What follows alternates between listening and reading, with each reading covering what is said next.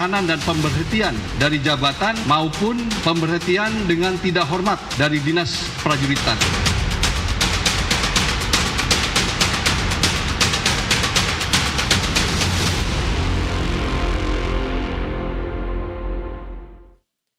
Pemirsa, buntut dari kasus penyiraman air keras terhadap aktivis Kontras Andri Yunus, Tentara Nasional Indonesia atau TNI melakukan penyerahan jabatan Kepala Badan Intelijen Strategis atau KBAIS TNI Letnan Jenderal TNI Yudi Abramantio.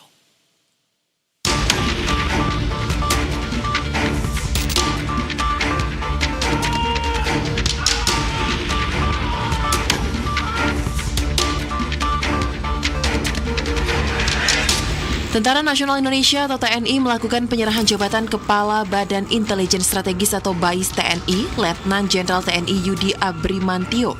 Langkah ini dilakukan buntut kasus penyiraman air keras terhadap aktivis Kontras Andri Yunus. Penyerahan jabatan ini disampaikan langsung oleh Kepala Pusat Penerangan Kapuspen TNI, Maijen Aulia Dwi Nasrullah di Mabes TNI Cilangkap, Jakarta Timur. Kapuspen TNI, Maijen Aulia Dwi Nasrullah memastikan Mabes TNI akan bertindak kredibel dan transparan dalam menangani kasus ini. Kapuspen menegaskan pula bahwa pengunduran diri KBAIS TNI ini sebagai bentuk pertanggungjawaban Tentara Nasional Indonesia atas kasus penyiraman air keras yang melibatkan 4 anggota BAIS TNI dari 2 matra. Terhadap prajurit TNI yang melakukan pelanggaran hukum atau tindak pidana, TNI menyatakan tidak memberikan toleransi dan akan menindak secara tegas sesuai ketentuan hukum yang berlaku, baik melalui peradilan militer, penjatuhan hukuman disiplin berupa penahanan dan pemberhentian dari jabatan maupun pemberhentian dengan tidak hormat dari Dinas Prajuritan. Sebagaimana yang diketahui, pada 12 Maret 2026 lalu, tepatnya di kawasan Salemba, Wakil Koordinator Komisi untuk Orang Hilang dan Korban Tindak Kekerasan atau Kontras, Andri Yunus disiram air keras oleh 2 orang yang sedang mengendarai sepeda motor. Peristiwa tersebut terjadi sekitar pukul 23.37 waktu Indonesia Barat dan sempat membuat panik warga sekitar setelah korban terdengar menjerit kesakitan akibat cairan yang disiramkan ke bagian wajahnya. Imbas dari penyiraman air keras, korban mengalami luka bakar lebih dari 20% di bagian tubuhnya.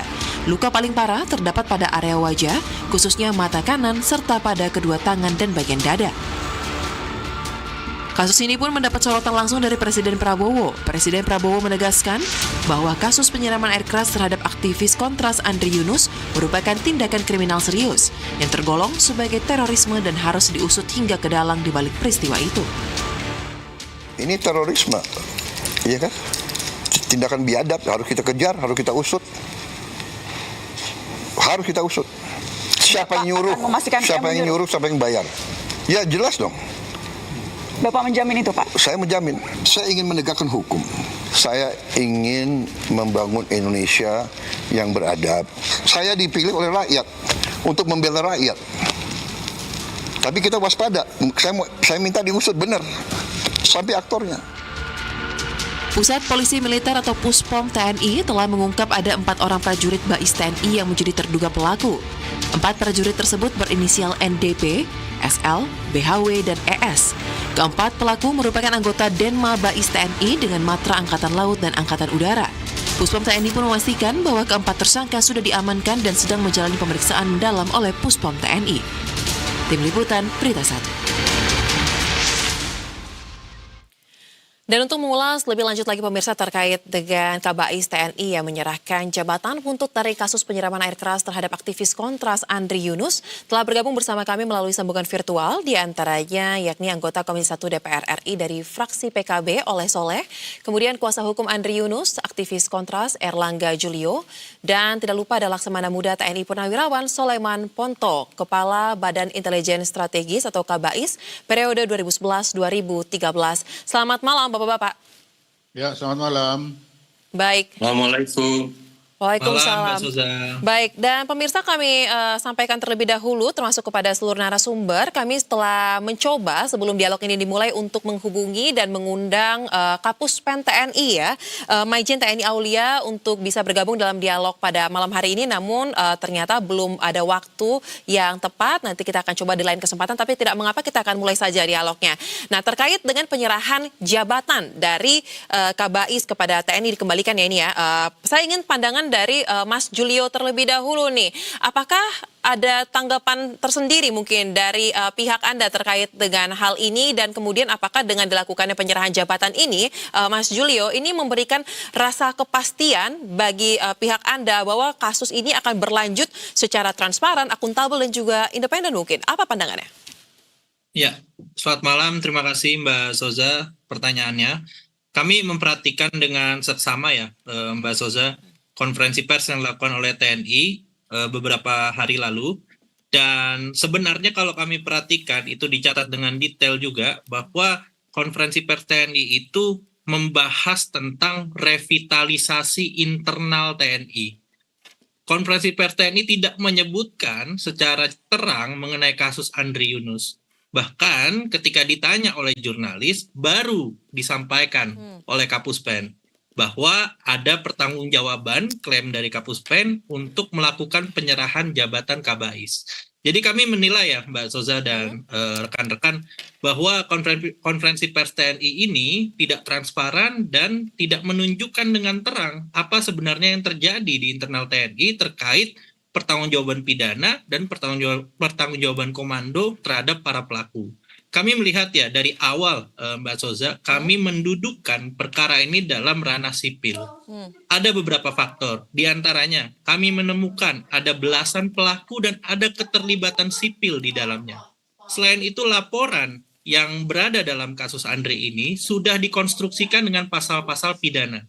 Yang kami dorong juga dengan pasal-pasal dugaan percobaan pembunuhan berencana.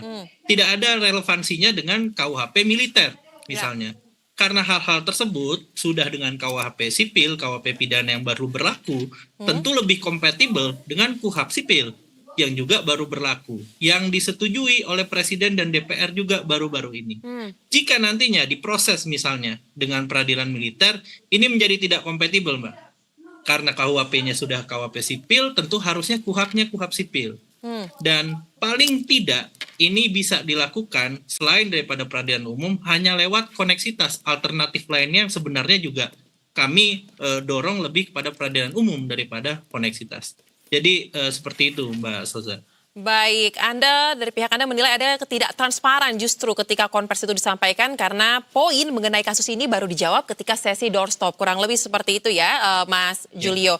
Nah, saya ingin tanggapan nih dari Pak Soleman. Pak Soleman, Anda kan pernah menjabat sebagai Kabais ya. Anda melihat penyerahan jabatan dalam kasus ini, terus kita kaitkan juga ya dengan bagaimana presiden dalam kasus-kasus serupa sebelum-sebelumnya. Apakah langkah penyerahan jabatan ini, Pak Soleman, ini menjadi suatu hal yang memberikan jaminan sebenarnya keseriusan dari pihak militer, dalam hal ini mungkin pengadilan militer akan menangani kasus ini secara transparan, akuntabel, atau justru sebenarnya ini hanya langkah awal saja? Karena kan kasus seperti ini kita lihat di kasus Munir dan beberapa kasus lainnya hanya berhenti di pelaku lapangan saja, tidak sampai kepada siapa otaknya, siapa dalangnya. Bagaimana Pak Soleman?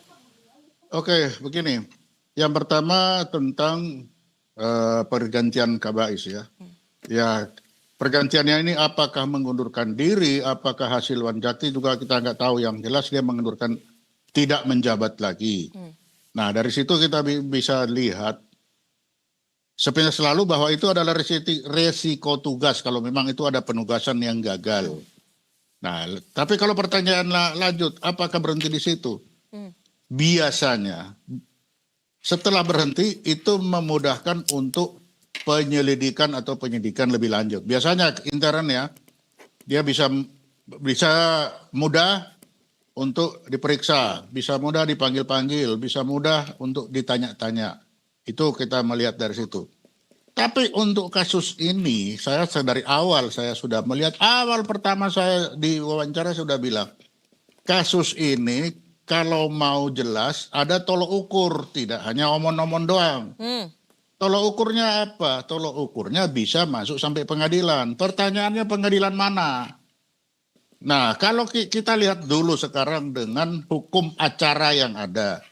Hukum acara yang ada itu masih mengatur kalau pelaku militer, maka dia ada di pengadilan militer.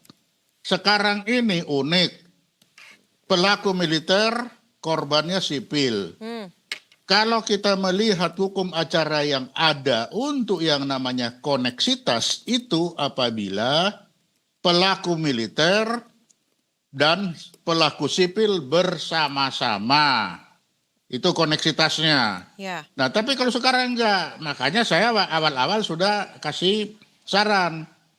Selesaikan ini dengan koneksitas, walaupun itu adalah pelakunya militer, korbannya sipil. Tetapi setelah saya pelajari lebih jauh, itu juga masih ada halangan. Misalkan terjadi perdebatan antara tim Polri dengan tim Pomal, POM ya, bukan Pomal, POM, tentang hukuman pasal yang dilanggar misalkan, itu tidak ada penengah. Dia bisa deadlock. Kenapa? Kalau kita melihat kepada KUHP yang lama, hukum acara KUHP yang lama, itu ada di situ diatur dalam koneksitas. Kalau terjadi deadlock, tidak kesependapatan antara Polri dan POM, maka yang mengambil keputusan adalah Jaksa Agung. Sayangnya dalam KUHP yang baru, dalam koneksitas ya Jaksa Agung dibuang. Sehingga kalaupun nanti koneksitas terjadi perdebatan antara TNI dan Polri, POM dan Polri, itu tidak ada penengah. Nah, dari sini saya juga kembali mengusulkan lagi. Untuk itu, buatlah perpu. Kan Presiden tadi sudah bilang, saya akan menyelesaikan dengan sebaik-baiknya penegakan hukum. Nah, mari kita uji. Ujian pertama dengan apa? Bikin perpu tentang koneksitas. Di mana di situ? Bahwa koneksitas itu bisa berlaku bagi pelaku militer korban sipil atau pelaku sipil korban militer dengan Jaksa Agung sebagai wasit yang mengambil keputusan apabila terjadi ketidaksepakatan antara POM dan Polri, maka keputusan di tangan Jaksa Agung. Itu dibuat koneksitasnya itu perpu. Kalau itu tidak ada, percuma omong-omong doang. Itu ukuran saya. Baik, jika Anda mendorong adanya perpu terkait dengan koneksitas ini, berarti bolanya ini berarti kepada pihak pemerintah ya, keseriusan dari Ya, Presiden. Presiden lah yang membuat perpu itu adalah Presiden dengan dua kondisi. Satu, situasi yang membahayakan, sekarang kita sedang genting masalah air keras. Yang kedua, belum ada aturan tentang itu. Belum ada aturan. Karena di koneksitas yang lalu itu, yang lama, jaksa ada tapi baru dibuang. Tapi koneksitas yang lama pun itu pelaku dua-dua sipil. Sekarang kan silang. Ya. Pelaku militer, korban sipil. Nah ini dibuat perpu koneksitas. Tanpa itu nol, nggak usah bicara. Pak Soleman, sepanjang Anda sebagai anggota TNI, kemudian menjadi Kabais, apakah baru ini Anda melihat dan mengetahui adanya kasus yang silang seperti ini, Pak? Iya, baru kali ini. Baik. Nah, saya ingin kan dulu ada. Munir. Baik, tapi kalau Munir, kalau tidak salah kita tidak sampai mengetahui siapa otaknya, hanya berhenti di pelaku lapangannya saja. Nah, saya ingin ini makanya sekarang kalau tanpa itu juga akan sama nasibnya. Baik. Nah, saya ingin pandangan dari DPR. Kang Oleh, dari pihak Kontras, tadi Mas Julius sudah menekankan tidak ada keyakinan bahwa kasus ini akan dilakukan transparan karena konversi saja hanya membahas lebih intinya mengenai revitalisasi TNI. Kemudian Pak Soleman sebagai mantan Kabais pernah juga mengatakan kasus serupa presidennya tidak sampai kepada akarnya dan perlu adanya mengujinya itu dengan ada diberlakukan perpu konektivitas. Nah, apakah Anda melihat hal ini juga perlu didorong, Pak Oleh, atau dari DPR mungkin akan membentuk tim khusus? Bagaimana? Saya rasa DPR memandang bahwa sudah jelas daripada apa yang disampaikan oleh Pak Presiden. Dua hal yang diinginkan oleh Pak Presiden. Pertama, ingin menjadikan hukum sebagai panglima dan tidak ada orang yang kebal hukum. Semua warga rakyat Indonesia, apapun itu statusnya, tidak ada yang kebal menghadapi hukum. Yang kedua, tentu Pak Presiden juga ingin bahwasanya ini diselesaikan dengan tuntas. Nah, DPR punya kewajiban untuk mengawasi tata laksana perintah dari Presiden sekaligus perintah dari undang-undang. Sekarang kita lihat dulu kasus ini sampai sejauh mana. Hari ini kita baru mendapatkan bahwa masih tahapan penyelidikan. Ya. TNI sedang melakukan penyelidikan. Apakah TNI mampu menyelidiki sampai pada otak pelakunya? Karena apa yang disampaikan oleh Pak Presiden bahwa ini harus sampai tuntas. Bahkan kita juga agak kaget juga bahwa klasifikasi menurut Pak Presiden ini teroris. Kan seperti itu. Nah, oleh sebab itu saya rasa DPR memandang beri dulu kesempatan kepada TNI untuk bagaimana menjalankan perintah Pak Presiden. Dan semua pihak, semua elemen bangsa saya rasa harus mengawal. DPR memandang mau peradilan militer, mau peradilan koneksitas, substansinya adalah transparan. Tidak ada yang ditutup-tutupi, bahwasanya Presiden dan rakyat Indonesia menginginkan bahwa kasus ini harus tuntas setuntas-tuntasnya. Baik.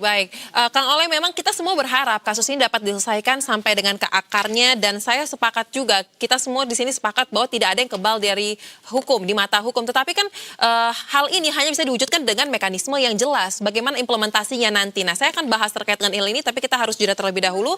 Tetaplah di Berita Satu Utara.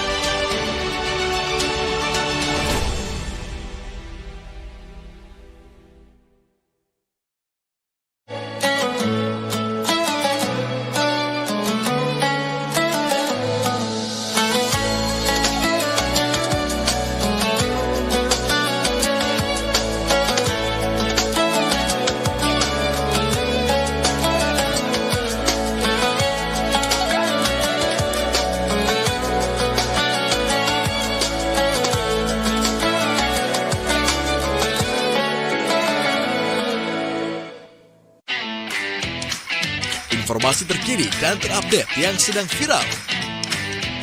Besti Jogja menjadi tempat tujuan wisata favorit akhir tahun ini. Sampai ada yang bilang kalau semua orang lagi ke Jogja. Yang mau ke Jogja nggak usah lah, ke Jogja ngapain sih?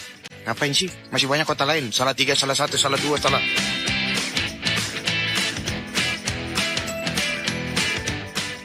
Ikuti berita viral.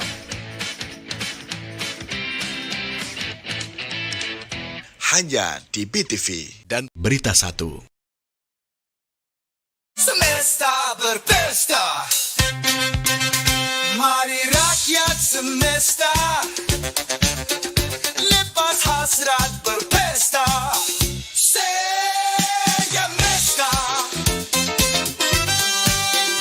berpesta, semesta berpesta. 10 years ago, Jakarta Globe was part of Investor Daily Now. It's published every Friday in Investor Daily newspaper, sharing stories that introduce Indonesia to the world. Jakarta Globe, bring Indonesia to the world.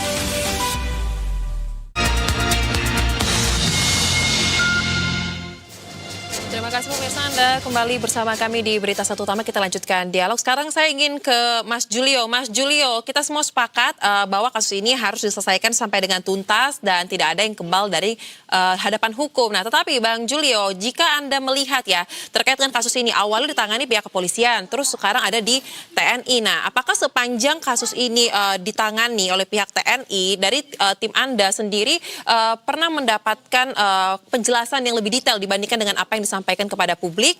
Kemudian bagaimana kelanjutan yang ada sepanjang pengetahuan tim Anda juga ya tentang kasus ini dan juga semua barang bukti yang ada di pihak kepolisian? Apakah ini sudah diberikan juga kepada pihak TNI atau justru sebenarnya menjadi ada kebingungan tersendiri? Bagaimana ini kasusnya akan keberlanjutan untuk kepastian bagi pihak Andri Yunus? Ya, jadi dari awal belum ada Mbak penjelasan yang detail atau transparan dari pihak TNI terkait penyelidikan yang mereka lakukan. Kami hanya menerima lewat konferensi pers TNI yang sudah dilakukan 2 kali, yang itu pun isinya juga belum begitu jelas, dan juga memang dari pihak Puspom TNI berusaha untuk mendatangi RSCM dan melakukan pemeriksaan terhadap Andri Yunus. Tapi seperti kami sampaikan ke berbagai pihak, termasuk penyidik dari Polri dan berbagai pejabat publik, bahwa Andri Yunus saat ini masih dalam kondisi pemulihan, tidak bisa ditemui, termasuk juga oleh kami. Itu pertama. Yang kedua, kami juga ingin menyampaikan bahwa dari konstruksi penyidikan dalam sistem peradilan pidana terpadu yang ada di ranah sipil, saat ini kondisinya sudah penyidikan, bukan lagi penyelidikan. Jadi tim dari Polri sudah mengeluarkan surat perintah penyidikan. Artinya, dalam konstruksi hukum acara pidana, ini sudah selangkah lebih maju daripada institusi TNI. Nah, ini yang sepertinya tidak begitu jelas dan belum sanggup untuk diselesaikan dengan baik, mekanisme hukumnya belum begitu baik, sehingga ada 2 institusi yang secara bersamaan berusaha untuk menginvestigasi satu fakta yang sama. Ini berbahaya, Mbak Soza. Karena kalau memang dari tim Polri dan aparat penegak hukum sipil sudah melakukan penyidikan, untuk apa lagi ada penyelidikan dari institusi yang berbeda, padahal atas satu fakta yang sama. Lain lagi yang ingin tambahkan, pelakunya itu tidak hanya militer, tidak hanya 4 orang, tapi temuan kami, investigasi independen yang kami lakukan, ada belasan orang. Ini operasi besar dan ada tim besar yang berada di belakang ini semua. Makanya kami juga mendorong sejak awal agar ada tim investigasi independen yang dibentuk oleh pemerintah, yang berada di dalamnya perwakilan unsur masyarakat sipil dan kuasa hukum. Tentu saja ini semua lebih baik dan lebih tepat menggunakan konstruksi sipil dalam sistem peradilan pidana terpadu. Tadi karena ketertinggalan TNI yang masih penyelidikan dan barang bukti memang dalam konstruksi pidana terpadu di kepolisian, dan juga ini sudah selangkah lebih maju, sudah penyidikan. Baik. Ya, lain juga kami ingin menyampaikan ya Mbak Soza, mengenai penyerahan jabatan KBAIS TNI ini, saya mengutip misalnya di pasal 34 ayat 2 Perpres 66 2019 tentang susunan organisasi TNI, BAIS TNI itu dipimpin oleh Kepala BAIS yang berkedudukan di bawah dan bertanggung jawab kepada Panglima. Dalam pelaksanaan tugas sehari-hari dikoordinasikan oleh Kasum TNI. Nah, hal-hal seperti ini juga perlu dicari dan ditelusuri lebih lanjut. Karena jelas dari perundang-undangan yang berlaku, pertanggungjawaban itu kepada Panglima dan dikoordinasikan melalui Kasum TNI. Ini juga perlu ditelusuri dari segi pertanggungjawaban komando dan perspektif hak asasi tentang struktur komando militer, serta bagaimana dari sudut pandang hukum acara pidana dan hukum pidana mengenai penyertaan. Dalam pasal 20 Undang-Undang Pidana misalnya, KUHP yang baru, diatur tentang yang menyuruh melakukan, yang turut serta melakukan. Dari pasal 21 KUHP yang baru diatur tentang pembantu pelaku. Jadi dari 2 pendekatan tadi, struktur komando dan pendekatan pidana, masih banyak sekali PR yang perlu dilakukan mengenai pertanggungjawaban dari berbagai pejabat yang terlibat. Seperti itu, Mbak. Baik. Nah, saya sebelum masuk kepada struktur pertanggungjawaban komando, Mas Julio, saya ingin konfirmasi lagi. Kan kalau kita lihat ya terkait dengan jumlah tersangka yang ditemukan dari polisi ataupun dari TNI ini sepertinya berbeda. Kalau versi polisi kami mencatat ada 2 orang, inisialnya BHC dan MAK. Kemudian kalau dari pihak TNI, NDP, SL, BWH, dan ES. Nah, pertanyaannya, Mas Julio, Anda kan mengatakan investigasi independen yang tim Anda lakukan ada 11. Nah, apakah 11 orang belasan orang yang ditemukan oleh tim Anda ini termasuk mereka-mereka yang ditemukan oleh baik polisi ataupun dari TNI atau justru berbeda? Iya, kami belum sampai kepada identitas detail Mbak Soza, karena tentu saja kami masyarakat sipil dengan segala keterbatasan. Tapi bisa saja Mbak Soza, jangan-jangan dari 4 orang yang disebut Polri dan 2 orang yang disebut TNI memang semuanya jangan-jangan terlibat. Jadi total 6 orang misalnya. Atau 5 orang karena ada dugaan 1 inisial itu sebenarnya orang yang sama. Jadi ini yang belum jelas sebenarnya. Kejadian Andri Yunus itu 12 Maret malam, Mbak Soza. 13 Maret dan 14 Maret semua titik CCTV ada ratusan itu sudah berhasil diidentifikasi oleh penyidik. Tapi sekarang sudah tanggal 26 Maret. Sudah konferensi pers berkali-kali, sudah banyak inisial yang dikeluarkan, sudah banyak barang bukti yang dikumpulkan.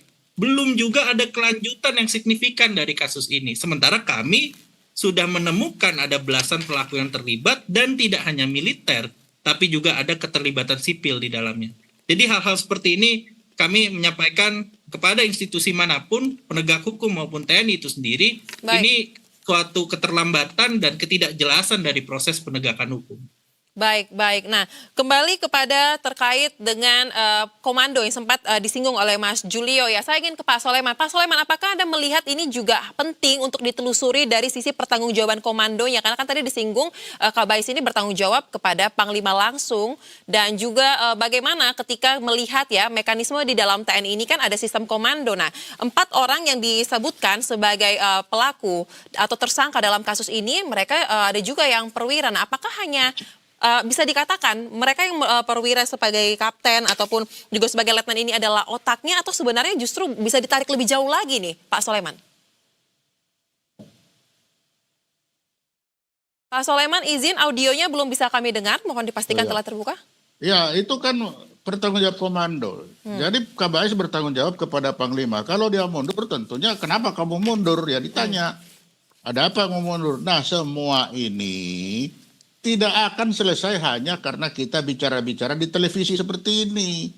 Yang akan selesai kalau dia dibawa ke ruang pengadilan. Nah, ruang pengadilan sudah dilihat kata Pak Erlangga tadi. Apa? Antara polisi dan militer sudah ada perbedaan pendapat.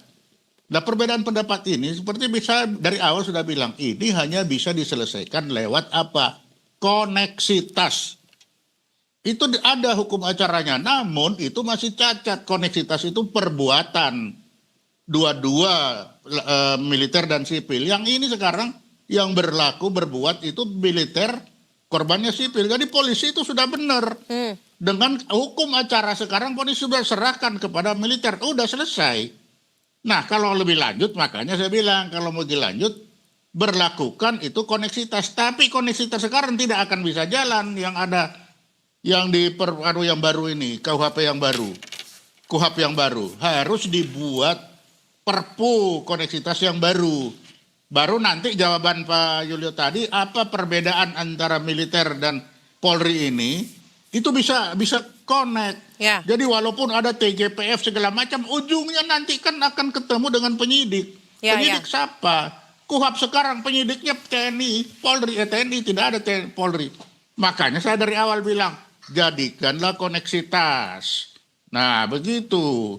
Baik, memang kasus ini akan ada hasilnya jika pindah ke ruang apa yang kita bicarakan, diskusikan, diimplementasikan dalam ruang pengadilan. Tetapi mungkin bentuk kita memberikan atensi dengan kita memberikan concern bagaimana seharusnya kasus ini ditangani. Nah, pertanyaan selanjutnya mungkin Pak Soleman, jika ternyata memang TNI menjadi pelaku dalam tindakan yang kita bisa anggap ya ini sudah sistematis, terencana, bahkan tadi Mas Julio juga mengatakan ini sudah direncanakan dengan secara matang ya dan masuk dalam unsur unsur dugaan percobaan pembunuhan karena air keras itu menyerang bagian wajah.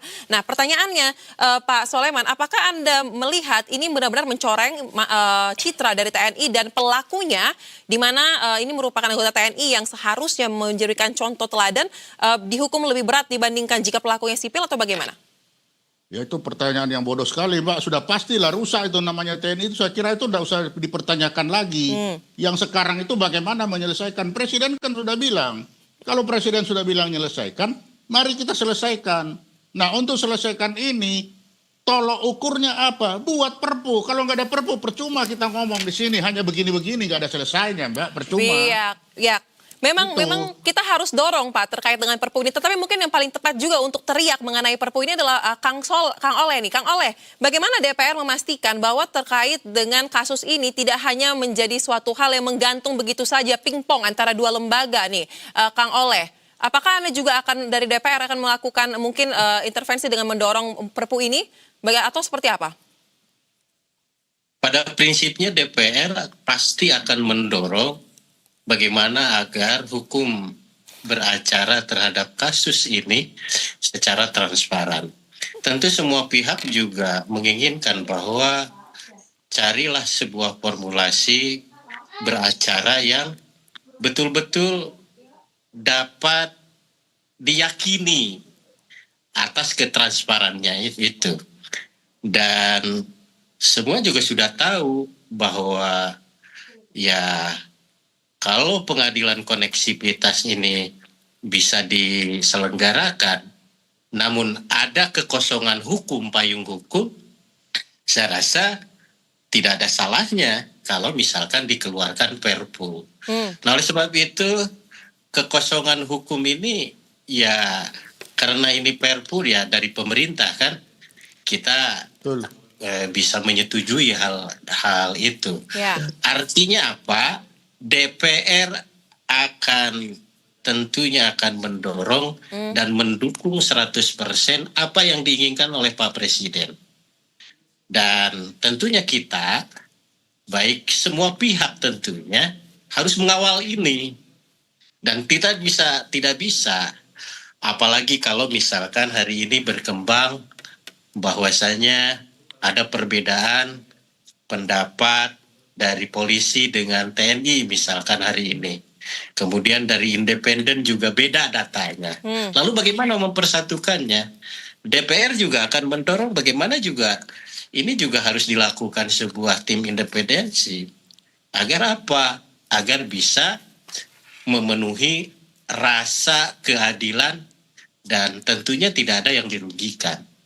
Nah itu Pak. Jadi pada prinsipnya DPR akan terus mengawal bahwa amanat undang-undang bahwa hukum harus jadi panglima, kemudian tidak ada kebal hukum, dan kita kawal pelaksanaan itu sendiri. Kang Oleh. Soal kekosongan hukum, DPR akan mendorong apa yang harus dilengkapi.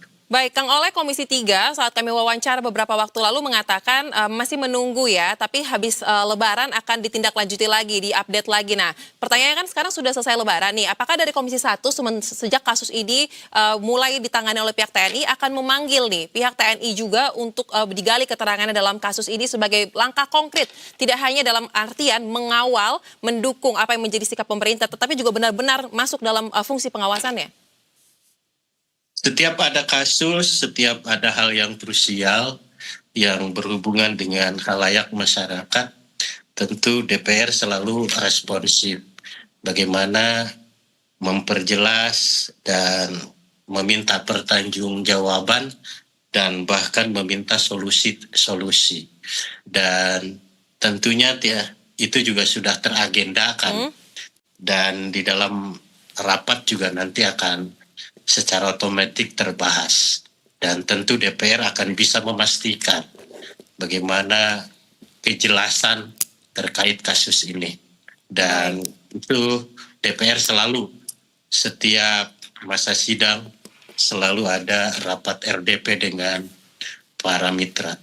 Baik, Baik, kami akan nantikan kapan rapat ini akan berlangsung ya. Diharapkan juga ini rapatnya terbuka ya, tidak tertutup sehingga publik juga bisa memantau bagaimana diskusi yang terjadi dalam rapat tersebut. Nah, kemudian Bang Julio, sampai dengan saat ini kami mencatat bahwa dari tim Anda terus mendorong agar dibentuk tim yang independen menangani kasus ini. Nah, apakah semakin ke sini sudah ada respon mungkin dari pihak-pihak terkait akan arahnya ini akan dibentuk tim independen atau tidak? Dan kemudian juga Bang Julio, bagaimana terkait dengan langkah selanjutnya yang akan menjadi prioritas dalam kasus ini dari tim Anda?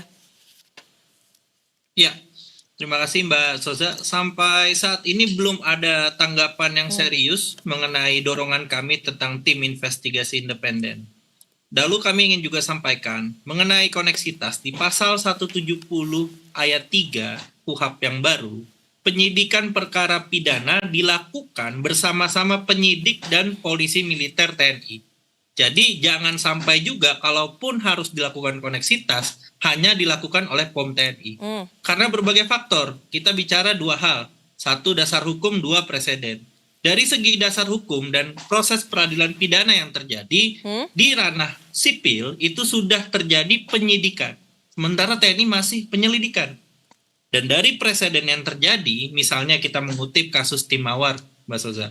Tim Mawar itu sudah jelas belasan anggota TNI berhenti di dalam Tim Mawar itu sendiri. Pertanggungjawaban komando dan pidananya sampai hari ini tidak kunjung terjadi. Dan mengenai presiden misalnya didatanginya KPK oleh Puspom. Ini kan hal-hal yang sebenarnya kita tidak ingin lihat lagi ke depannya. Jadi ke depannya kami mendorong tim investigasi independen dan peradilan umum di ranah sipil.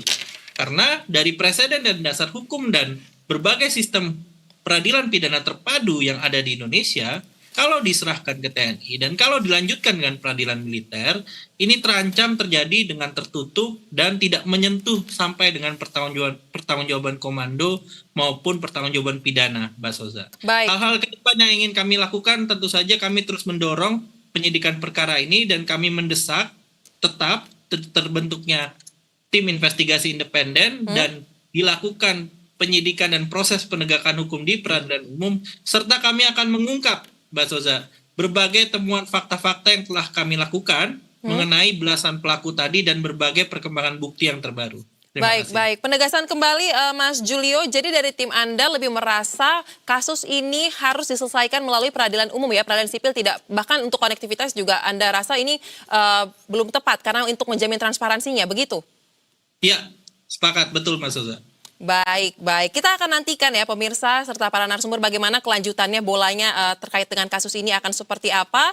Dan juga tentu kita akan mengawal terkait dengan apakah kasus ini akan sampai kepada otaknya atau siapa dalang yang menjadi pelaku dalam kasus ini. Terima kasih untuk diskusi yang sangat menarik seluruh narasumber. Salam sehat, selamat kembali beraktivitas. Dan kami sampaikan kembali dialog ini di awal kami juga telah mencoba untuk menghubungi Kapus Pen TNI, namun sayang sekali waktunya belum disediakan. Salam sehat, selamat kembali beraktivitas.